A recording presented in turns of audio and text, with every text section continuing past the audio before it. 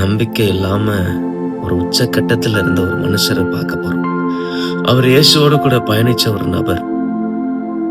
அந்த நபருக்கு இயேசு செஞ்ச அற்புதங்களை பார்த்த ஒரு நபருக்கு பார்த்தீங்கன்னா நம்பிக்கையே இல்லாத ஒரு சுச்சுவேஷன்ஸ். அது எப்படி வந்திருப்பாரு? அவரை சிலுவையில தொங்க விட்டாங்களே, கல்லறையில் அடக்கம் பண்ணணுமே, அது எப்படி அவர் உயிர் தெளிந்து வந்திருப்பாரு அப்படின்னு சொல்லிட்டு சந்தேகத்தின் உச்சக்கட்டத்தில் இருந்த அந்த மனுஷருக்கு முன்னாடி இயேசு தோன்றினார். அப்போ சொன்னார் அவர் ஒரு வார்த்தை, மை லார்ட் மை காட். அந்த வார்த்தை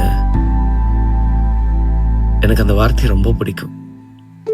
என் சுச்சுவேஷன்ஸ்ல இருக்கும் போதெல்லாம் அந்த வார்த்தை நானும் ரொம்ப நேசிப்பேன். அந்த வார்த்தை மை லார்ட் மை காட். எனக்கு ஆண்டவர் பார்த்தீங்கன்னா நமக்கு பல அற்புதத்தை செஞ்சிருப்பார், அற்புதத்தை பார்த்துருப்போம். ஆனால் சில சுச்சுவேஷன்ஸ்ல நம்பிக்கை இல்லாம இன்னும் ஒரு சந்தேகப்பட்டுட்டு அற்புதம் நடக்குமா நடக்காதா, என் ஒவ்வொருத்தரும் என் பிரச்சனை என் பாடு இப்படி இவ்வளோ இருக்கே அப்படின்னுட்டு இந்த வானத்தையும் பூமியும் உண்டாக்கின ஒரே தேவன் அவர் மட்டும்தான், அவர் இயேசு. அந்த இயேசுன்ற தேவனுக்கு நம்பிக்கை இல்லாத பல சுச்சுவேஷன்ஸ்ல நம்ம நிக்கிறோம்.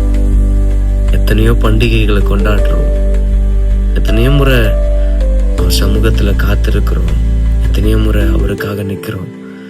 ஆனா ஒரு சந்தேகத்தோட தானே நிக்கிறோம். சில நேரத்துல அந்த சுச்சுவேஷன்ஸ்ல சந்தேகத்தோட தானே அவரை பார்க்கிறோம். அவர் இருக்கிறாரா இல்லையா? உங்களுக்கு மட்டும் இல்லை, எனக்கும் தான் இந்த வார்த்தைகள். இருக்கிறாரா இல்லையா? நான் என் பர்சனல் ஆண்டவரை நான் பல நேரம் கேட்டிருக்கேன். நீங்க இருக்கிறீங்களா இல்லையா? மௌனமா இருக்கிறீங்க அப்படின்னு சொல்லிட்டு நீங்களும் அது போல கேட்டுட்டு இருக்கீங்களா? நான் ஆண்டவர் சொல்றாரு, நான் இருக்கிறவராதம்பா உன் கூட இருக்கிறேன், உனக்கான காரியத்தை செய்யறேன்.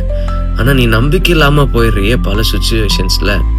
சில பிரச்சனை எழும்பின உடனே காரியத்தை என்னென்ன மறந்துடுறியே, உன் காரியத்திலே நோக்கமா இருக்கிறியே. அதை செய்கிறது நான் மட்டும் தானே. நீ என்ன பாக்குறத மட்டும் தசை திரும்பிடாத, நீ என்ன மட்டும் பாரு. உனக்கு எப்பேற்பட்ட பிரச்சனை வரட்டும், ஜனங்க முடியாது நடக்காது வராது என்ன வேணா சொல்லிட்டோம், சூழ்நிலை மறிச்சே போகட்டுமே, நான் சகா காலமும் உயிரோடு இருக்கிறவரா இருக்கிறேன்ல. நமக்குள்ள ஒரு விசுவாசம் வரட்டுமே. புதிய மாதத்துக்குள்ள போறோம், பண்டிகையை கொண்டாட போகிறோம், ஒரு உயிர்த்தெழுந்த மகிழ்ச்சியான நாளை கொண்டாட போறோம்.